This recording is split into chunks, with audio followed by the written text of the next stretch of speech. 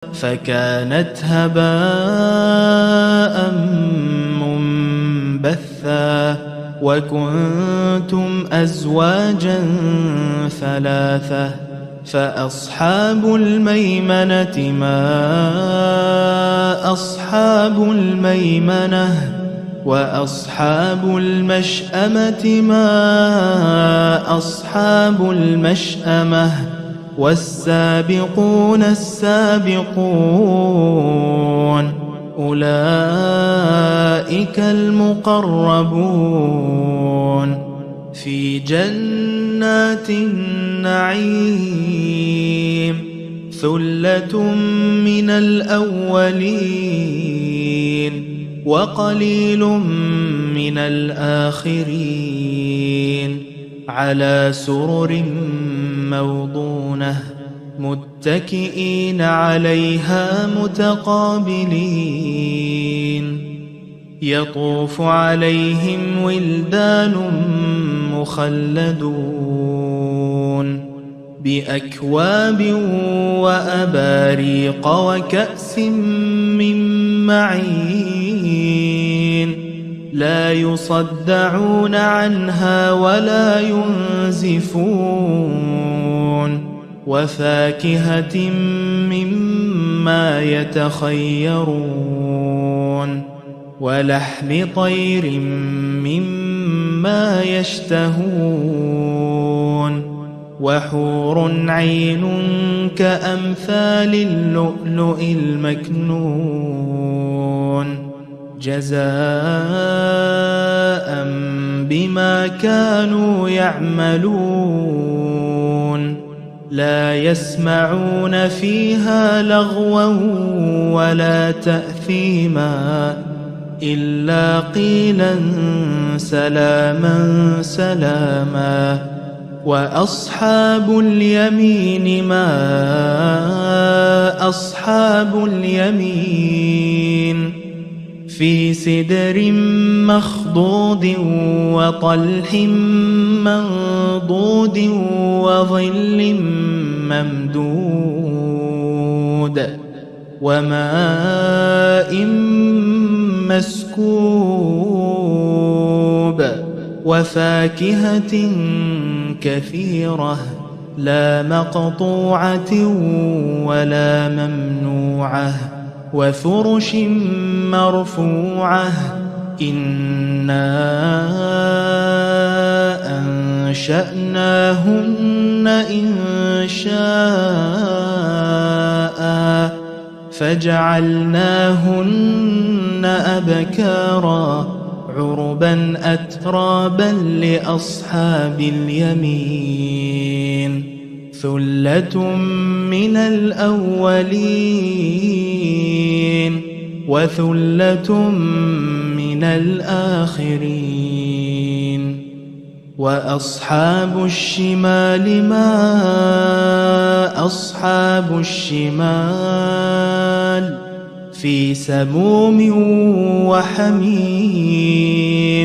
وظل من يحموم لا بارد ولا كريم إنهم كانوا قبل ذلك مترفين وكانوا يصرون على الحنث العظيم وكانوا يقولون أئذا متنا وكنا ترابا وعظاما أئذا متنا وكنا ترابا وعظاما أئنا لمبعوثون.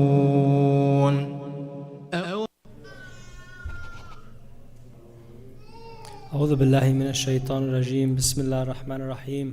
صلوا على محمد وآل محمد.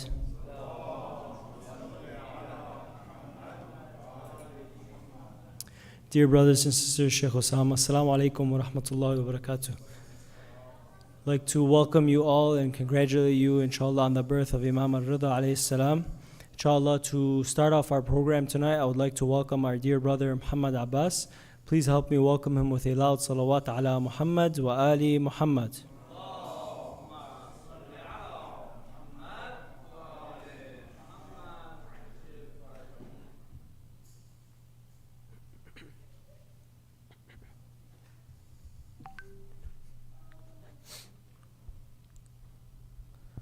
صلوات على محمد وآل محمد.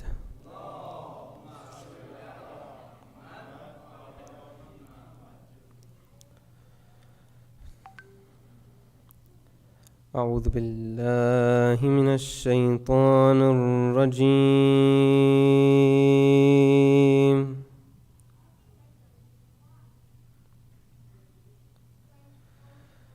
بسم الله الرحمن الرحيم.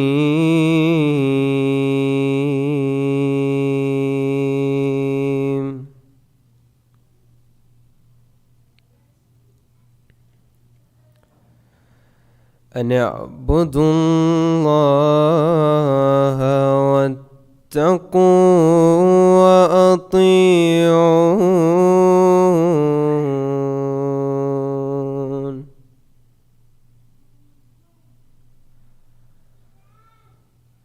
أن اعبدوا الله واتقوه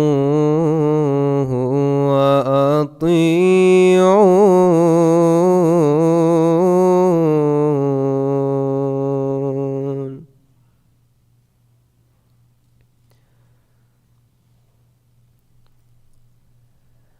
أن اعبدوا الله واتقوه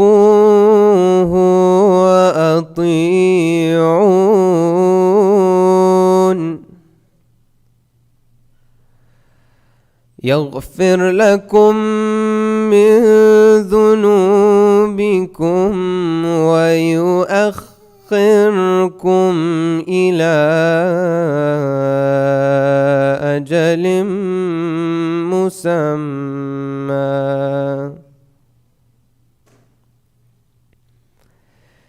إن أجل الله إذا جاء لا يؤخر. لو كنتم تعلمون.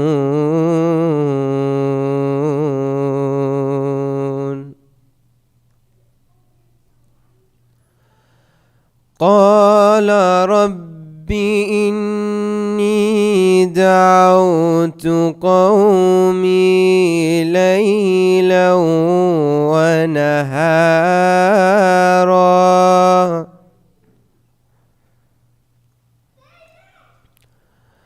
قال رب إني دعوت قومي ليلا ونهارا فلم يزدهم دعائي إلا فرارا.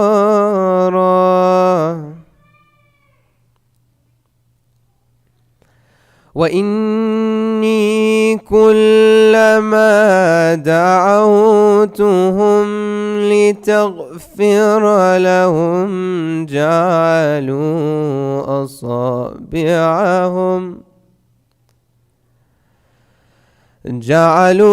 أصابعهم في آذانهم واستغشوا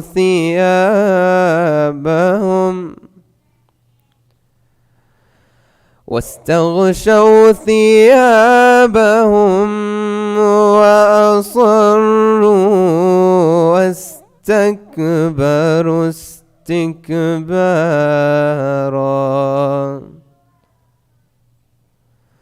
ثم إني دعوتهم جهارا. ثم إني أعلنت لهم وأسررت لهم إسرارا.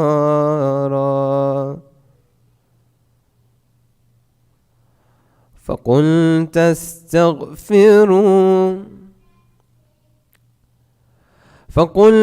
استغفروا ربكم إنه إنه كان غفارا. صدق الله العلي العظيم. In the name of God, the most merciful, the most beneficent. Worship Allah, fear Him, and obey me. Allah will forgive you of your sins and delay you for a specified term. Indeed, the time set by Allah when it comes will not be delayed if you only knew. He said, My Lord, indeed I invited my people to truth night and day, but my invitation increased them not except in flight. And indeed, every time I invited them that you may forgive them, they put their fingers in their ears, covered themselves with their garments, persisted and were arrogant with arrogance. Then I invited them publicly. Then I announced to them and confided to them secretly, and said, Ask forgiveness of your Lord. Indeed, He is ever a perpetual forgiver. Salawat ala Muhammad wa ali Muhammad.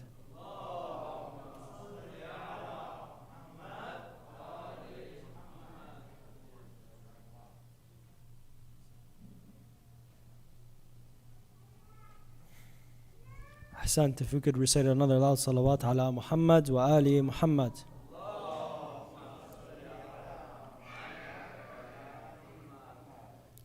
Assalamu alaikum, dear brothers and sisters. Shk Usama once again. I would like to welcome you once again and congratulate you all on the birth of Imam ar-Rida alayhi salam. Inshallah, I would like to invite our dear sister Fatima Najdi to recite some poetry. If we could all welcome her with a loud salawat ala Muhammad wa ali Muhammad.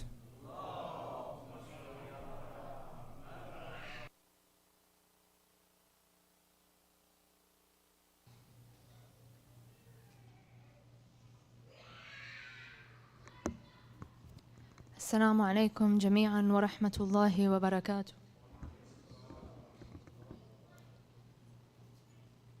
My sincerest congratulations to all of you on the birth of Imam ar-Ra'uf, Imam ar-Rida alayhi salam. Today I just read a quote by Sheikh Panahian where he says, if Allah subhanahu wa ta'ala wanted to take us to hell, He wouldn't have given us a person like Imam ar-Rida alayhi salam. This poem is very much in line with these lines, with this sentiment. If we can please begin with a loud salawat ala Muhammad wa ali Muhammad.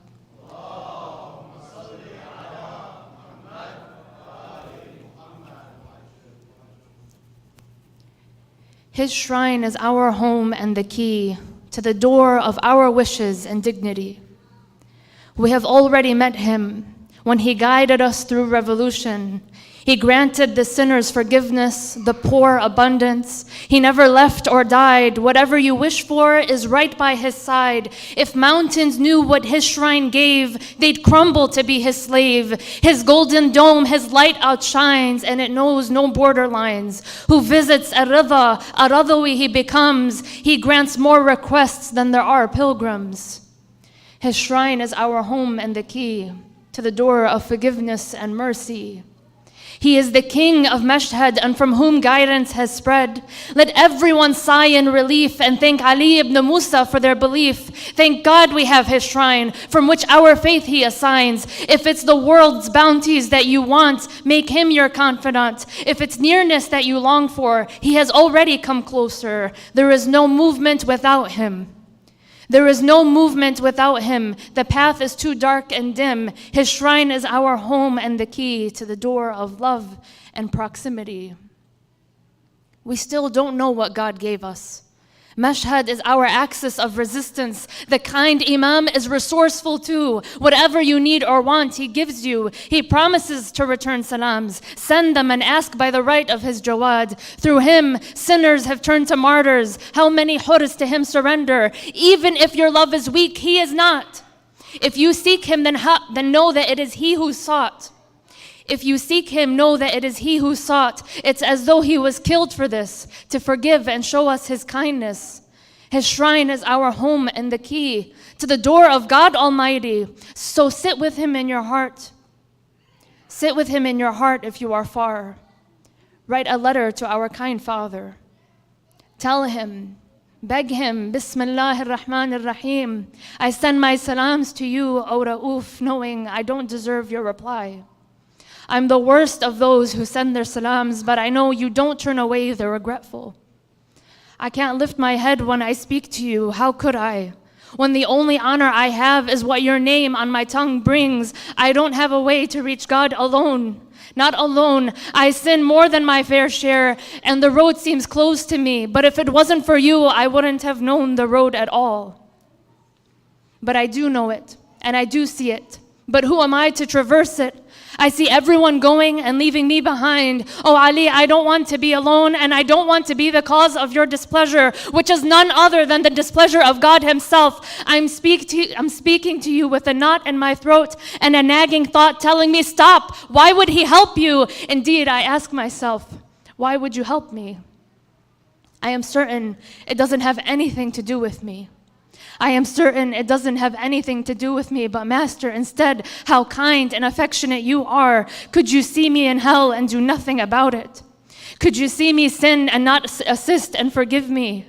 I am not claiming to be something I am not. Here I am. I'm a sinner who knows the kindness of my Imam. My Master, Ya Ra'uf, I ask you by the generosity of your young Jawad to forgive my past and lay out a future for me that is from you yourself. Cut the ties that connect me to my past and let me leave you anew. I wasn't invited to your holy shrine, but be my host anyways. Invite me in and be the guarantor of my hopes and wishes, not because I deserve anything. I swear to God, you know I don't, but because of my sheer wanting and desperation. There is a burning fervor in my heart for just a glance from you, but my soul wouldn't forgive me if I didn't ask for more. Oh Ali, there isn't a pain your name doesn't heal, or a trouble that it does not ease, or a problem it does not solve, or a need that it does not grant. Oh Ali, I am already in your debt. I am already in your debt for all the good I have been granted, but my sins have stunted my advancement, and I fear for that close day. I fear for that close day, that bright morning when your Qa'im rises and I don't see I have a place with him. Oh Ali, never let us see that day. Grant us a place among his close helpers and soldiers. Tell him my name and vouch for my acceptance among them. With you, there are no limits to where anyone can go. With you, there are no limits to where anyone can go. Wassalamu alaikum jami'an wa rahmatullahi wa barakatuh. Salawat ala Muhammad wa ali Muhammad.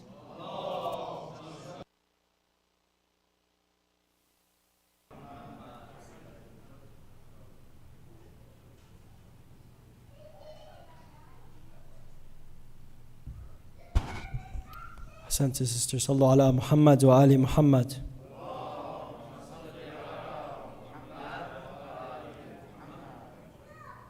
Inshallah, I'd like to welcome you all once again. Just a reminder, there is a nursing room downstairs for nursing mothers, and also there's an area, cafeteria area, if the kids need a little bit more room. And inshallah, there is a library on the back of some of the different books that the scholars, Shk Usama, have recommended. So feel free to check that area as well in the back. And inshallah, with your help, we'll welcome Shk Usama with 3 loud salawat ala Muhammad wa ali Muhammad.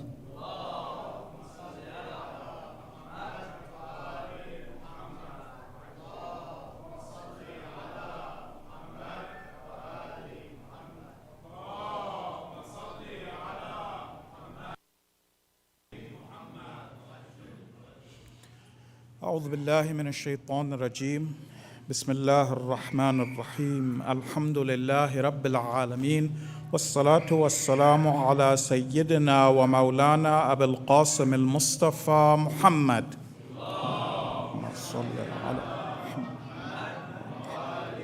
وعلى أهل بيت الطيبين الطاهرين المعصومين لا سيما بقية الله في الأراضين روحي وأرواح العالمين له الفداء رب اشرح لي صدري ويسر لي أمري واحلل عقدة من لساني يفقه قولي. Dear brothers and sisters in Islam, Assalamu alaikum wa rahmatullah. I hope each and every one of you are doing well, and allow me to congratulate each and every one of you on the birth of this wonderful Imam. not only are the mu'mineen and mu'minat here, but of course the extended Hadi family who are online, and of course our ummah, the mu'mineen and mu'minat around the world, the maraja, our leader, and of course, last but not least, Sahib al-Zaman. Salawat ala Muhammad wa ali Muhammad.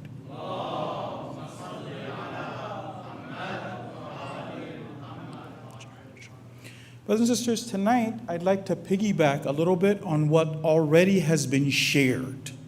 There are certain things about this wonderful Imam that you and we've come to know, and I want to do a brief reminder of those, and then to address a topic that I feel we haven't addressed here as the Hadi family.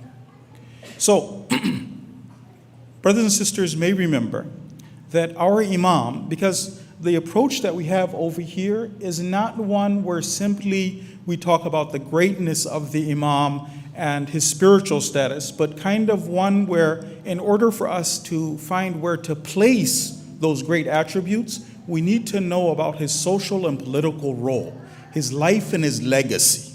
So that's something that we always try to make a priority to study.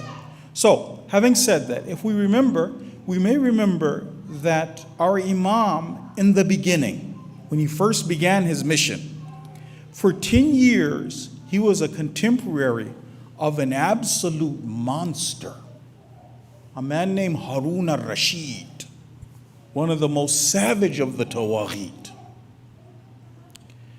But what was interesting about Imam ar-Rida was that from the very beginning of his imamate, he never hid the fact that he was an imam. He was openly, I am the imam, calling to his imamate, doing his activities, not all of the secret activities, but calling open, to the extent that some of his companions, they came to the imam and they protested. They say, why are you doing this? We're living in the time of Harun. What they said, the words they said were that blood is still dripping from the sword of Harun. How is it that you're over this? Isn't taqiyya, you're open, this is the imam, I'm the imam, calling people? And our imam made a statement. He said that if Harun can take one hair off of my head, if he can take one hair, remove one hair from me, then I'm not an imam. You don't worry about Harun. Harun's small potatoes. Why? What happened? Remember, what happened was the previous Imam, Imam Musa, had been murdered by Harun. We're going to find out a little bit about why that was such a big event. The political fallout from murdering, and Harun tried to hide it. Later on, he even made that statement that the qatil, this was without my permission. Of course, it was a secret, it's not open that he... But the political fallout was so terrible for Harun that he couldn't touch the Imam. His kingdom would have fallen. Not that he had mercy on the Imam or he liked the Imam, but for him, if I try to make that move after I made that big move against Imam Musa ibn Ja'far, and then after that, again, immediately try to turn around and now turn on Imam ar-Rida, that's too much for my kingdom. So on one side that. On the other side, the haraka of the Imam, the movement of the Imam, the mission of the Imam is one where Harun, as the established Khalifa who has no opposition, can weather the storm. There's one point that you and I should keep in mind. Transitioning from one wali to another, for many people, I would say even average Shia, sometimes can be difficult. So Imam Musa was an established figure, a father figure for the movement, 35 years of jihad. For him to martyr that Imam was so heavy, but then the new Imam, even if he's open about his imamate, and he's calling to his imamate, it's still something where I can weather the storm. So for this reason, he didn't want to touch him, so that allowed our Imam for 10 years to move in relative freedom.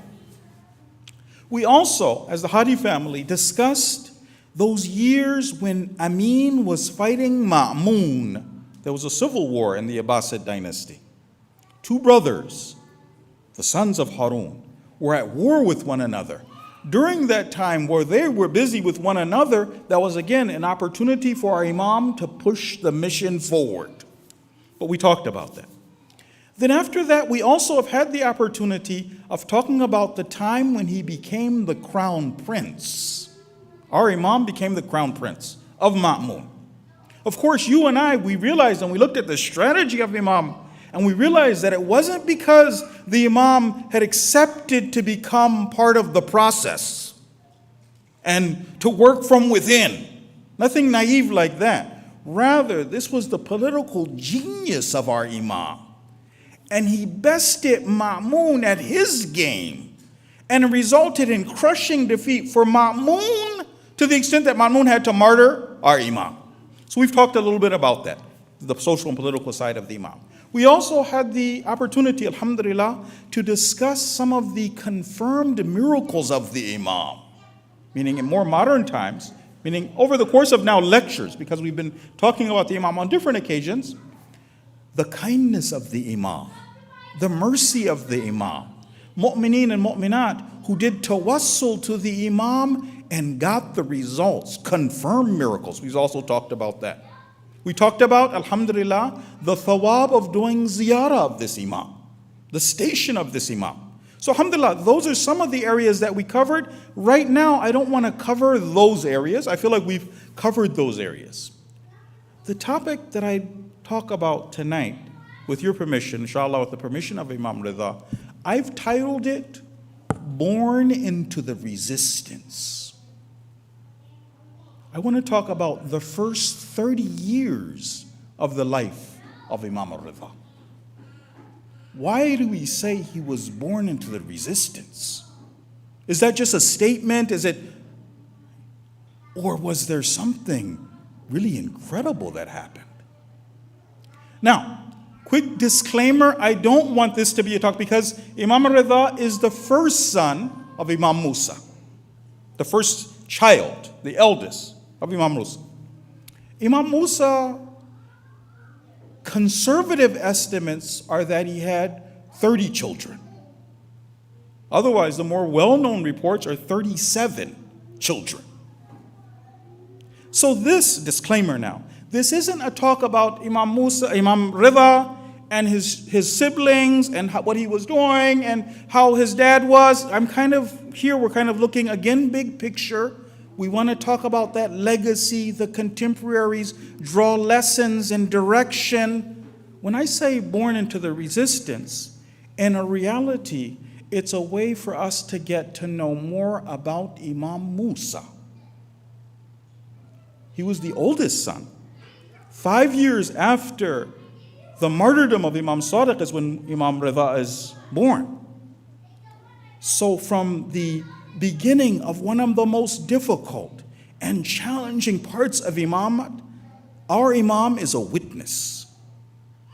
And when we say he was in that house, that means he was there from the beginning and watching the current events take place. In other words, with the permission of Imam ar-Rida, on his birthday, what we'd like to do is to learn a little bit about the imamate of his father. Here in the Hadi Institute, although we've been able to discuss many of the members of the Ahlul Bayt, and we're almost getting to a stage where inshallah we're able to put some of their lives together to see, okay, well this Imam stopped here and then this Imam did this, and this Imam was different than the other Imams because of these factors. But one area that whenever I look at our notes, the ideas, the things that we've been able to discuss, one area that's still an unknown for us are those 30 years. 35 years when our Imam, if you look at the entire imamate of our Imam, those 30 years where our Imam was present. And that, with your permission, with the permission of the Imam, is what I'd like to talk about tonight. We'll start with a salawat ala Muhammad wa ali Muhammad.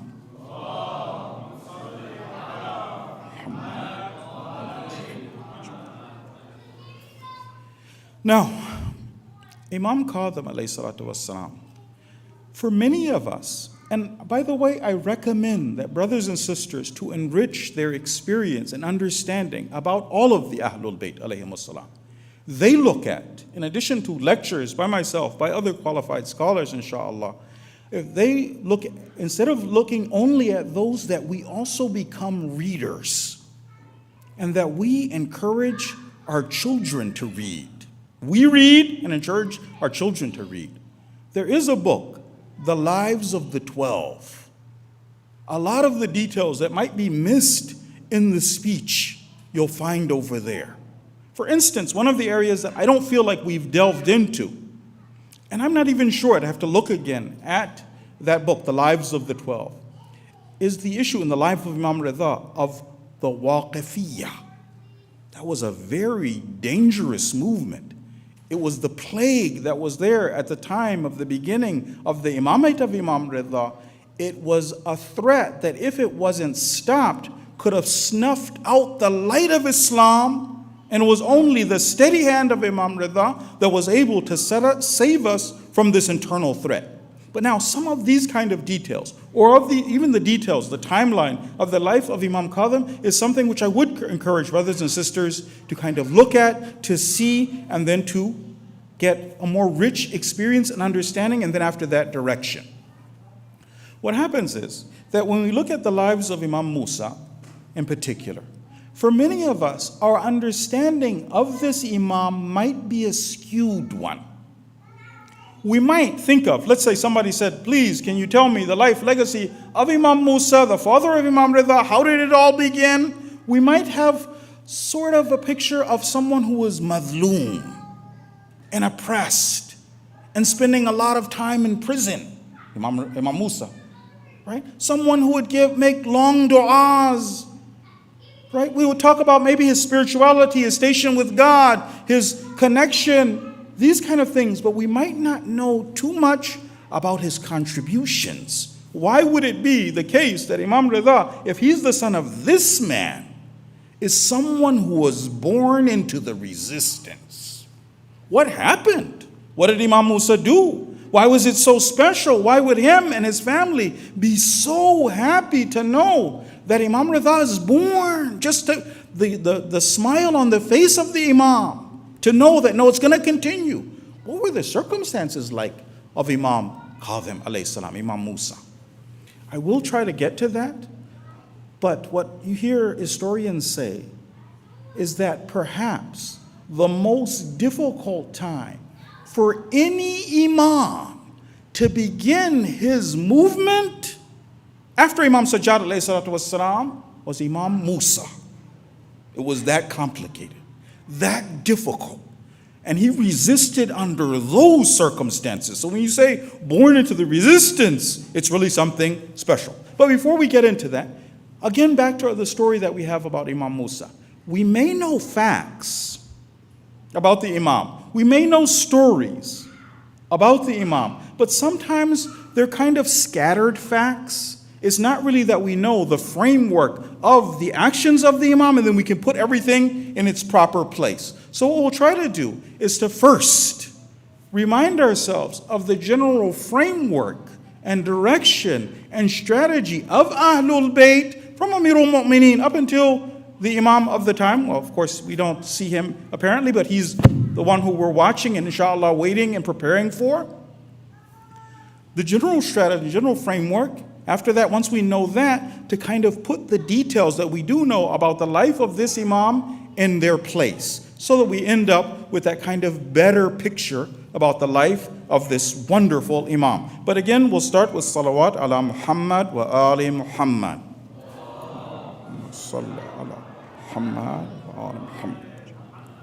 Again, in order to help me organize my thoughts, I want to raise some questions for us to think about, and then to see if these questions, if they're answered, inshallah, Allah gives tawfiq, we're able to address at least some of these questions.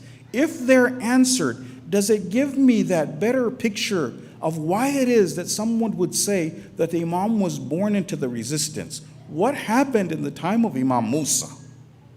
So we'll start off with a couple of questions. Number one, when Imam Sadiq alayhi salam was introducing our Imam, Imam Musa. Remember, Imam Musa is 20 years old when he becomes the Imam. 20 years old. Why is it that the Imam would tell even his close companions, don't tell anyone who except if you trust this individual, don't tell him who the Imam is after me. Literally, individuals would come to the Imam and they would ask the Imam, who is the Imam? And the Imam would give them the signs. A person who has this particular characteristic, he's the Imam. Someone who has these characteristics. Why would the Imam do that? Why not just go over it? Remember, brothers and sisters, remember a couple of weeks ago, we even talked about when the Imam finally became shaheed. And then he made a wasiyah. And in his wasiyah, he lifted 5 individuals as his wasi. One of them was Mansur, his killer. Another one was a governor. Right? One of them was the Imam. But what were the conditions? This will inshallah help us understand. What were the conditions that the Imam began under that made it necessary to do this? What was the secret? So that's one question. Number 2, we hear stories of an individual, a wonderful individual. Inshallah, we can be like this individual, named Ali ibn Yaqteen. Ali ibn Yaqteen is someone who becomes the minister of the Taghut of the time. Harun, I said the monster, he becomes a high-ranking official in the system of the Taghut. But this individual, a student of the Imam, lover of the Imam, supporter of the Imam, he tries to quit his job. I don't want to be around these terrible people. Several times he asked the Imam for permission. If you allow me, I will retire. And the Imam says, no, you must stay. At the same time, other close individuals, lovers of the Imam, good people, we see that the Imam, one of them, a man named Safwan, the Imam is so harsh with him when he has even the slightest dealings with the Tawaghit. So why is it that one encouraged to be inside the system, but then the other, any kind of dealings, even if it's for a Hajj trip, a ziyarah trip, then the Imam is so stern and severe with him. Our Imam is also going to be in a situation where he faces, in the beginning and the end of his imamate, 2 of the most savage of the Tawaghit. One of them, Mansur, who is legendary. And then the other, Harun, again, powerful, capable, evil. Then in between, he has 2 others, right? So it's going to be 10 years with Mansur, 12, 13, the remainder of his imamate with Harun. But then in between, there are 2 others. Each one of these Tawaghit present a particular challenge to the Imam. And the Imam is struggling against these individuals. But one thing that we find is common. All of the Tawaghit, we see a couple of things with them. We don't understand why. They come to the conclusion that the Imam needs to be exiled. The Imam needs to be imprisoned. They come to the conclusion the Imam needs to be executed. What was it that the Imam was doing that would lead them to all come to this kind of a conclusion? The other one that we want to look about is because our Imam, his activities are going to be such that he spends a period of his life living in hiding, on the run. That literally, they say, we saw the Imam, he was living in a village, running village from village in Syria on the run from the authorities, wearing different kind of clothes. What was the Imam doing that would lead to this kind of a thing? And then again, that same harsh, savage response from the Tawaghit. And then finally, towards the end, is one of the very interesting parts of the life of the Imam where he's dealing with Harun. Why is it that in the beginning, when Harun is first beginning his mission, not mission, what do you call the Tawaghit? They don't have missions. Beginning his reign, his tyranny. In the beginning, he tries to be a nice guy, Mr. Nice Guy to the Imam. Respectfully meet with him. And we see that the Imam is very stern with this individual. Then, to the end, the Imam, when he is dealing with him and talking to him, the conversations that he has with him are such where he makes it absolutely clear that the PR stunt, he's going to pull a PR stunt, and the Imam's going to make it absolutely clear that there's no peace between us, there's only eternal resistance. So, inshallah, we'll take those questions and then, inshallah, come to some conclusions. Salawat, please.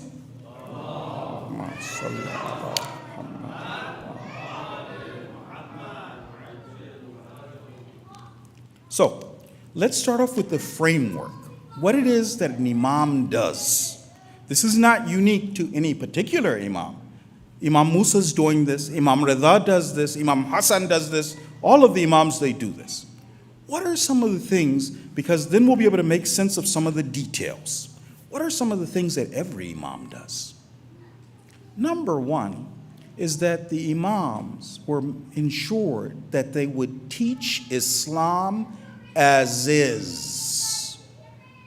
The job of the Imam, these are our marching orders, by the way, to make sure that we teach Islam as is.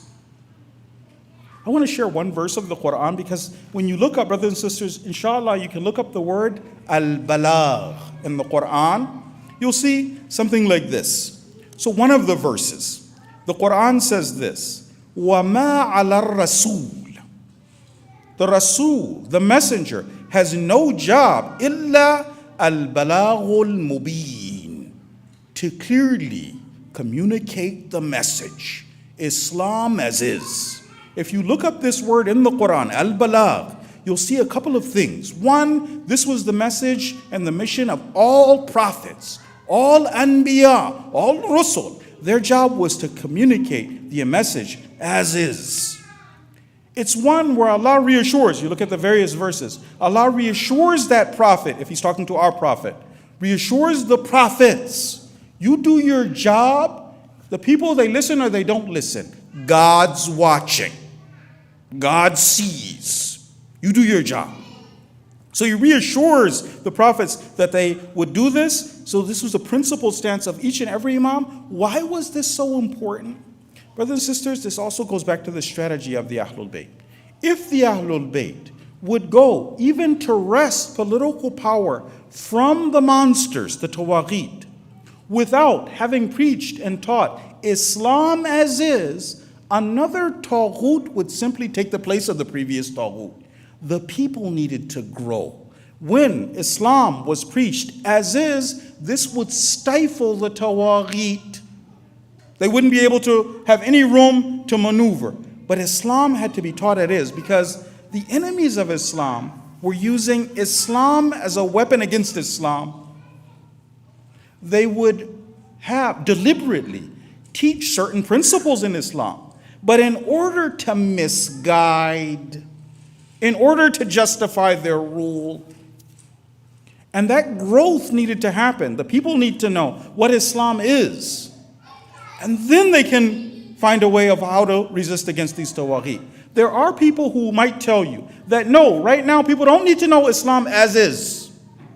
Tell them what they want to know of Islam. Don't emphasize all of Islam as is. The responsibility that actually we have, what we're advised by ulama, is you keep speaking the truth. Let people understand what the truth is. Let them hear it enough to know that, no, I'm resisting what Islam is. Don't give them a message that they already know. Share what Islam is. People love Islam. But once they know that, no, God says this, Quran says this, Ahlul Bayt stood in this way, if I'm standing against this, because I have a problem. That's actually the solution. And that's what it is that the Ahlul Bayt would do. So what did the Ahlul Bayt teach? They had to reteach fundamental concepts like the concept of Tawheed. Tawheed, according to the Quran, is one where obedience, even think about this in modern days, Tawheed of the Quran, obedience to anyone in disobedience of Allah is shirk. Tawheed, ayat of Quran. اتخذوا أحبارهم ورهبانهم أربابا من دون الله. They took their monks and their scholars as lords besides Allah. Imagine if the people of the world knew, if that much growth had happened, to know that when I take the Bidens of the world, the other Tawagheed all around the world, that this is shirk billah. The Ahlul Bayt had to teach proper Tawheed. They had to teach them that Islam was a religion where being bullied wasn't okay. That's not something joyful, something okay. Ayat of Quran again. وَالَّذِينَ مَعَهُ, those who are with Rasulullah, أَشِدَّاءُ عَلَى الْكُفَّارِ, they're stern with the kafirin, the enemies of Allah subhanahu wa ta'ala. That's the right way to be. Islam is not a religion of chumps or weaklings. Brothers and sisters, also another beautiful thing now that we're alive in the era of Imam Khomeini is you see some of these principles being enacted. Some brothers and sisters are obviously aware of this. But remember when before the Islamic Republic, one of their oil tankers was captured? And they had a daring raid, and they captured another tanker, and they were able to free their own tanker. Recently, Greece, of all countries, decided to go over and to repeat the same mistakes of the others. And they captured one of the tankers. And of course, the Islamic Republic, the Mu'mineen, first they protested through the proper channels. After that, they see these guys still aren't getting it. They took 2 tankers. Sometimes you have to show people that you're not soft, you're not weak. Suddenly the Greeks found a way to reverse the decision. Right? Islam is not a religion of being weak and soft and chump and a bully. The Ahlul Bayt had to teach this. What else did the Ahlul Bayt have to teach? Ruhama bainahum. In Islam, unity is important. Unity is important. You've seen recently where the enemies of Islam, known individuals who hate all of the Maraj and all of the resistance figures, those individuals will come up with a movie about Sayyidah Fatima. And then there will be a protest. Mu'mineen, mu'minat, Muslimeen protesting. But why though? Ruhama bainahum. Remember, Imam Sadiq alayhi salatu wasalam, he would go to make Hajj in Masjid al-Haram. He would be in Masjid al-Haram. And he would do iqtida and would pray behind the person who was leading the prayers in Masjid al-Haram. The Imam deliberately did this. He wanted people to see unity. Ruhama bainahum. What are the Ahlul Bayt doing? They're reteaching Islamic principles, not allowing Islam to be used by the enemies of Islam, weaponize it against the believers. Another thing that the Imam, so one of the things that every Imam would do would be to teach Islam as is. Another thing the Imams would do would be that they knew that the real problem is wilayah. The real problem of the people of the world is that not that they don't know what the leaders are doing, the sins of the leader, the sins of the leadership, the ruling class. It's not that people don't know that. People have accepted that and still think that's okay. So the job of the Imam was to introduce that the wali of society must have certain characteristics. Anything other than that is terrible, it's wrong. Otherwise, let's say old times, it will be the case that the people would know that Yazid was drinking. They would know the Khalifa, who's the Khalifa of the Muslims, is drinking alcohol, committing sins, and they would still come behind him and pray. Let's say that people right now know who Israel is. They know that you're not supposed to normalize ties with them. The people need to be, and slowly this is happening by the way, the brave stances, Islamic, Quranic stances of the followers of the Ahlul Bayt, Islam as is, are awakening the Muslim masses. It's not only the followers of the Ahlul Bayt, but even others who now are, the people, the masses, are saying that we're not going to normalize ties with the Zionists. What are the Ahlul Bayt doing? Introducing what a leader should be like. What are the characteristics of a leader? Who's a wrong leader? You shouldn't be following this individual. The other one that they did was something that would make them a national security threat. The Ahlul Bayt would also introduce the wali of the time. Not just leadership as a concept and that it's great, But they would say who the wali of the time was. Again, these are our marching orders. What is the strategy? All imams did this. Who is the wali of the time? The Ahlul Bayt would do this. In addition to this, the Ahlul Bayt also all had the secret organization of the Shia who were actually working underground with the Imam to wrest power from the Tawaghit. So any Imam was doing all of these. Now that we've heard that, we want to talk a little bit about what was special about our Imam. Why is it that someone who's born 5 years after this man begins his mission, you literally want to say that he was born into the resistance? But we'll start with salawat ala Muhammad wa ali Muhammad.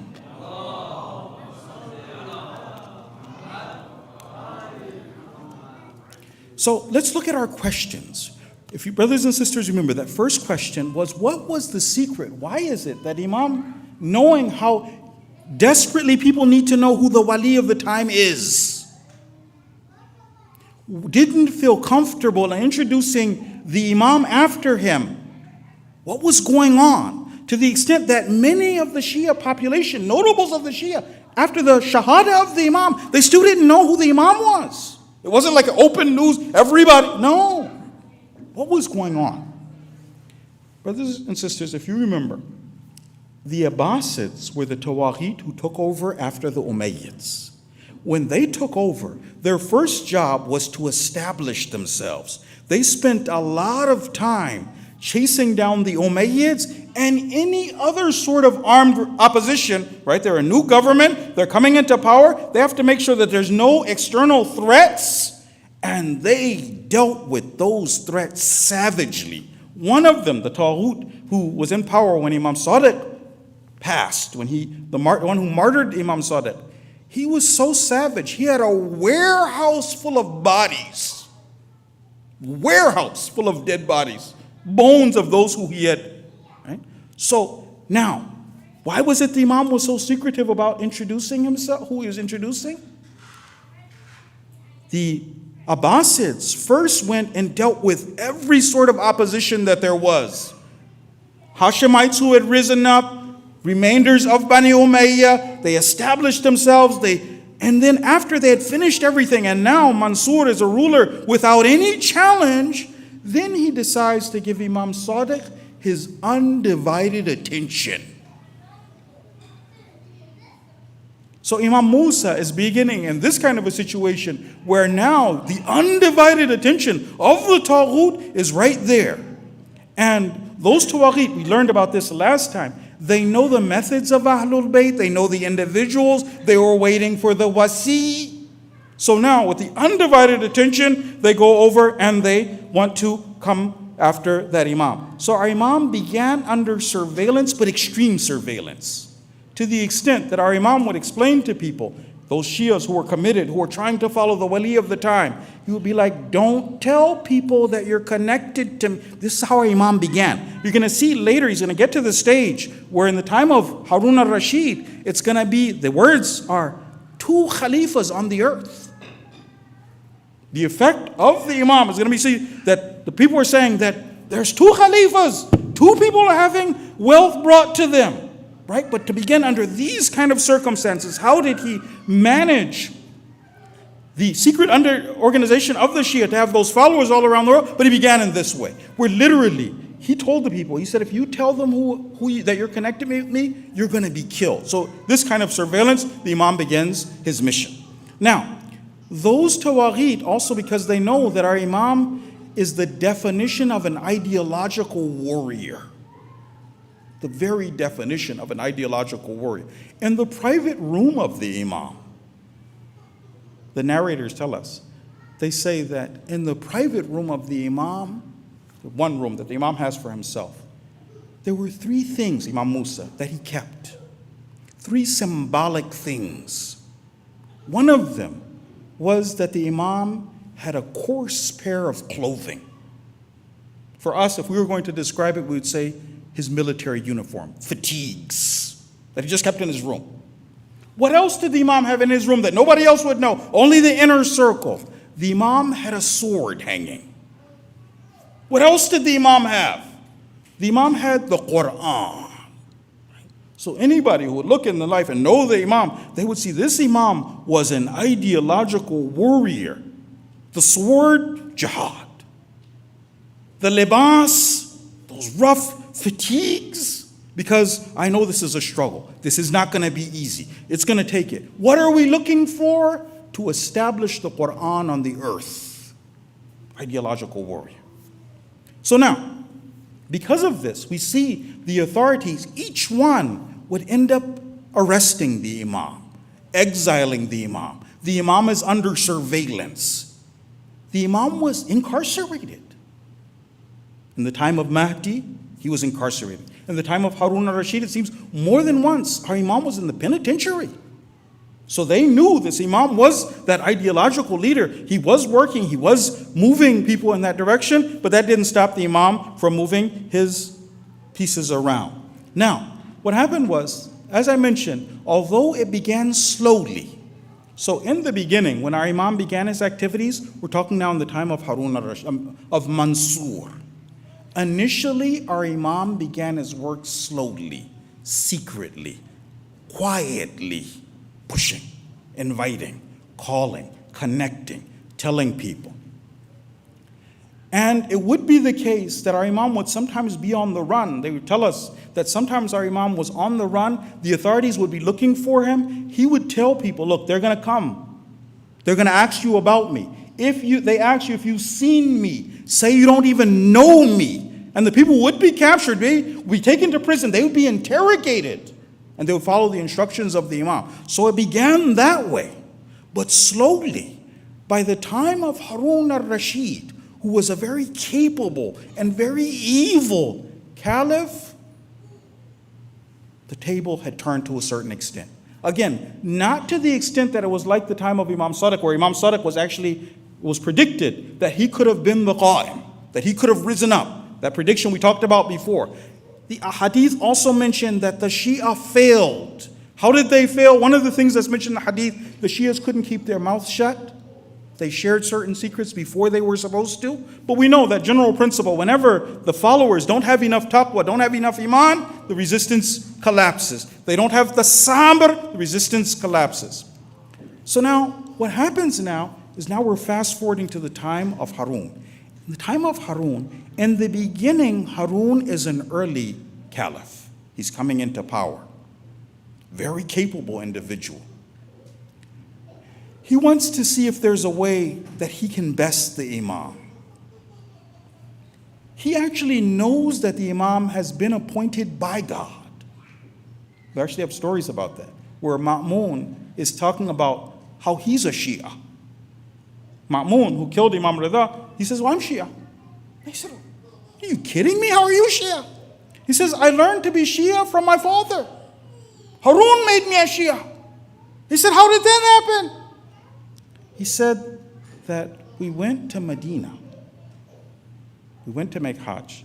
When we went to make Hajj, then we were all sitting there, and this one individual, we're told, because Harun is trying to do a PR stunt, the beginning of his mission, trying to curry favor, trying to win, very complicated individual, very capable leader. This man, he said that whenever somebody would come in, he would ask them their lineage, their heritage.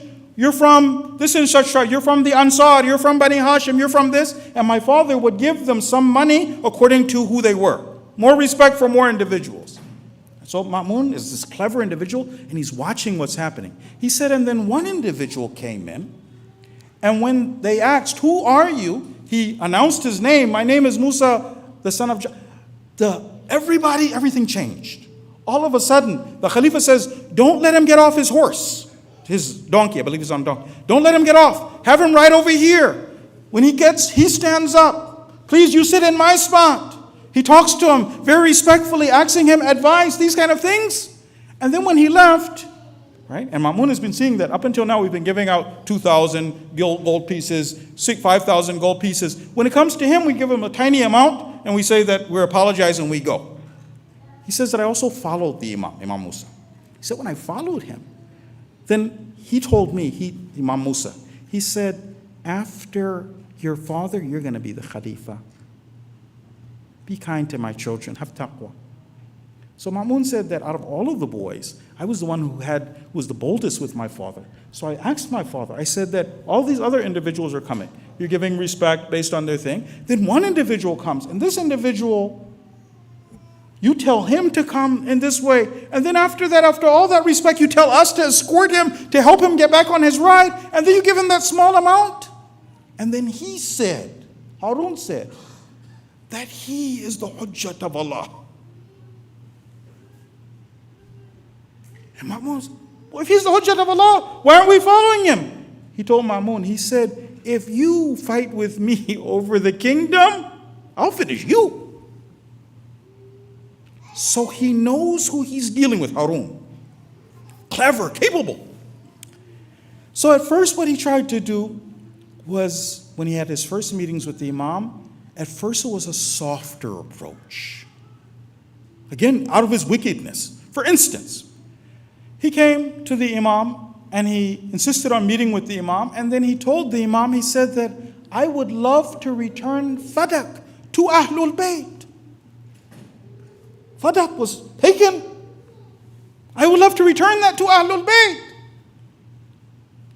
Please tell me what the borders, what the Fadak is. So the Imam told him, he said, no, it's okay. No, Fadak was taken from Fatima. Tell me where it is. I'll go over, I'll give it to you. Bani Hashim, I'm a good guy. He said, no, if I tell you where it is, you're not going to give it to me. He said, no, tell me. So the Imam started to describe it. He said, okay, if you want to give it to us, then one border of Fadak is Yemen. One border is Armenia. One border is... When he starts describing this, and Harun realizes, they said his face visibly changed color. He realized he's talking about the whole entire Islamic kingdom. He said, well, why don't you just come over and take the seat? There were other instances where Harun would try to use the PR stunt, the idea that he was connected to Ahlul Bayt somehow. They said that he went to go make ziyarah of Rasulullah, but then instead of just saying, Assalamu alaikum ya ibn Rasulullah, ya Rasulullah, instead of saying that, he said, Assalamu alaikum, and then he said, cousin. Right? Because we're from Abbas, we're cousin. And immediately after he did that, the Imam again stopping him from his PR stunt, the Imam comes in, and then he says that, Assalamu alaikum, he says, oh father. And Harun he doesn't like this, by the way. Harun doesn't like this. Harun continued to try and pay his respects, but remember, by this time, the Imam is at the stage, he's more open than he is with the others, right? He's very clear now, and it's going to lead up to, but the state of the Shia, if you see after the death of our Imam, what the status of the Shia was like, meaning the fear that Harun had, what happened was that they said that he went and he met the Imam in Hajj. Now was a more direct confrontation based on this one hadith. He tells the Imam, he says, are you the person who people make bay'ah to? And they said the first thing that was very interesting was that Harun, that powerful tyrant, he came walking up to the Imam, and the Imam didn't get up out of respect. He just sat there until Harun comes right over. Then he asked them that tough question in front of people. Anta alladhi yuba'i'uka? You the person people are making bay'ah to? Then he said, yes. He said that I am Imam al-Qulub. And you are Imam al-Jusum. You rule over the hearts. You rule over the bodies. I rule over the hearts. So now at this stage, what happened is Harun, he thinks that what I need to do is to imprison the Imam, to bring the Imam in. So he had the Imam brought to prison, and normally the way that they do it is to try and make negotiations, to try and see if there's a way of working things out. The Imam resisted, and then, of course, in the end, he ends up martyring that Imam. There was another question, though, that before we end. We said that there was one situation where the Imam would have one of his companions, Ali ibn Yaqtin, someone who was already up there, the Wazir of Harun. This man wants to quit, wants to leave. And the Imam says, no, you can't quit. There's no retirement in Islam, you keep going. The other individual, a man named Safwan, what happened was that he used to make his business, today we have car rentals, he had a camel rental business. The Khalifa came, Harun, and he wanted to get some camels to go on Hajj. So he's a businessman. He said, Bismillah, go over and take them to go to Hajj. The Imam met him. When the Imam met him, he said, Safwan, he said, everything you do is good, but one thing. Startled, such a good man. What do I do that's bad? He said, you rented camels to the Caliph? He said, but I did it for Hajj. Just for Hajj. I'm not gambling, singing, just Hajj. So then the Imam told him, he said, do you want them to be alive? Because did they pay you up front? He said, no. He said, they're going to pay me when I come back from Hajj. He said, do you want them, this system, to stay in power until they come back from Hajj? He said, yeah, I want to get my money. He said, right? Safwan ended up not having business. He sold his business. Not that it was haram to interact with the Taghut. The problem was the heart of Safwan. Kufr to the Taghut. So to this extent, the Imam went and he trained his individuals. We ask Allah by the right of Muhammad wa Ali Muhammad to make us people who are raised with both Imam Musa ibn Ja'far and also Imam Ali ibn Musa ar-Rida. We ask that he gives us greater understanding of our current responsibilities and helps us to pave the way for the coming of their grandson, the Mahdi. We end with salawat ala Muhammad wa Ali Muhammad.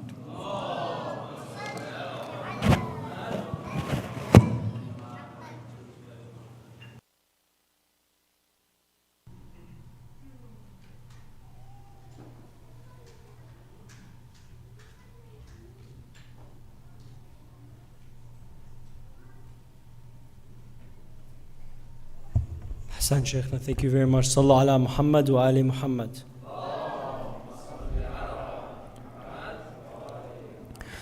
Inshallah, just a few announcements. Our next program will be this coming Friday, June 17th. Inshallah, we'll have another Good Life lecture with Shk Usama. Please make sure you stay tuned for all our different WhatsApp messages and social media channels for more information and programs. There's also a summer program happening in the summer for the community, so please feel free to learn more about that on our social media pages and our WhatsApp group, inshallah. Thank you all. Wassalamu alaikum. Sallu ala Muhammad wa ali Muhammad.